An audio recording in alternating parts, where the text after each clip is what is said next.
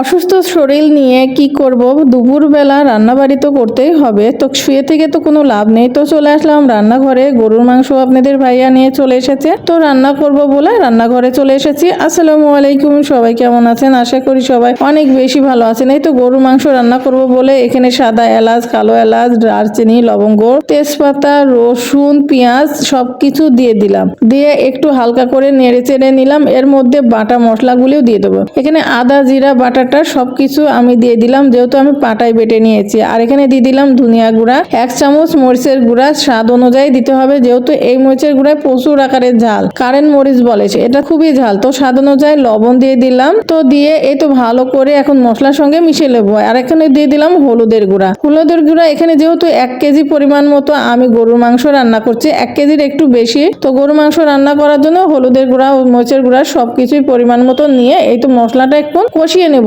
কষিয়ে নেওয়ার পরে গরুর মাংসটা দিয়ে দেবো। আর আমি যেভাবে রান্না করি আপনারা সেভাবে রান্না করেন কিনা অবশ্যই কমেন্টে জানাবেন। সবাই তো সব রকম করে রান্না করে না, এক একজনের রান্না এক এক রকমের, তাই না? তো যাই হোক, এখানে আমার মশলা কিন্তু কষিয়ে নেওয়া হয়ে গেছে। এখন আমি গরুর মাংসটা দিয়ে দেব, দিয়ে ভালো করে রান্না করে নিব। এই তো ব্যাস, মাংসের জন্য যে যে মশলাগুলি প্রয়োজন ছিল সবকিছুই দিয়ে দিয়েছি। আর এটার মধ্যে দারচিনিটা দিয়েছি, সেটা কিন্তু আপনাদের দেখাইতে ভুলে গিয়েছিলাম। তো যাই হোক, মাংসগুলি আমি সুন্দরভাবে ধুয়ে একটা ডালাতে ছেঁকে রেখে দিয়েছিলাম। মাংস যে পানিটা বের হবার ছিল সেটা বের হয়ে গেছে। আর এখন আমি কিন্তু মশলার সঙ্গে সুন্দর করে কষিয়ে রান্না করে নিব। আর শরীরটা কিন্তু প্রচুর আকারে খারাপ, যেহেতু কালকে ভোটের দিন ছিল, খুব অসুস্থ ছিলাম। এখনো পর্যন্ত কিন্তু শরীরটা খুব একটা ভালো হয়ে উঠিনি। তারপরে ভয়েস দিতে অনেক কষ্ট হচ্ছিল, তারপরে আপনাদের সঙ্গে শেয়ার করতে চলে আসলাম। যেহেতু আজকে শুক্রবারের দিন, গরুর মাংস রান্না করতেছি, ভাবলাম যে একটু আপনাদের সঙ্গে শেয়ার করেই ফেলি। আমি কিভাবে গরুর মাংস রান্না করছি সেটাই আপনাদের সঙ্গে শেয়ার করতে চলে আসলাম। সবাই আমার জন্য দোয়া করবেন যেন আমি খুব তাড়াতাড়ি সুস্থ হয়ে যেতে পারি। শরীরটা কেন জানি দিন যাচ্ছে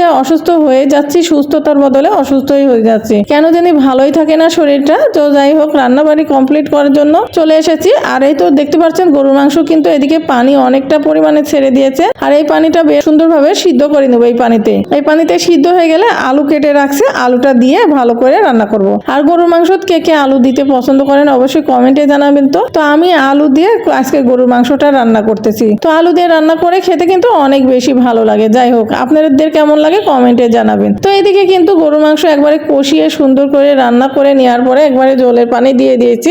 এই পানিতেই কিন্তু মাংসটা সিদ্ধ হয়ে যাবে, আলুটাও সিদ্ধ হয়ে যাবে, আর রেসিপিটাও কিন্তু কমপ্লিট হয়ে যাবে। তো আজকের রেসিপিটা আপনাদের কাছে কেমন লেগেছে অবশ্যই কমেন্টে জানাবেন। আপনাদের জন্য এত কষ্ট করে কিন্তু এই ভিডিওটা করেছি, শরীরটা খারাপ থাকা সত্ত্বেও কিন্তু আপনাদের জন্য একটু করে ভিডিও শেয়ার করলাম। তো কেমন লেগেছে বন্ধুরা কমেন্টে জানাবেন। পরবর্তীতে কি ধরনের রেসিপি দেখতে চান সেটাও কিন্তু কমেন্টে জানাবেন। আজকের মতো বিদায় নিব, এই পর্যন্তই। আল্লাহ হাফেজ, অন্য কোনো ভিডিওতে দেখা হবে।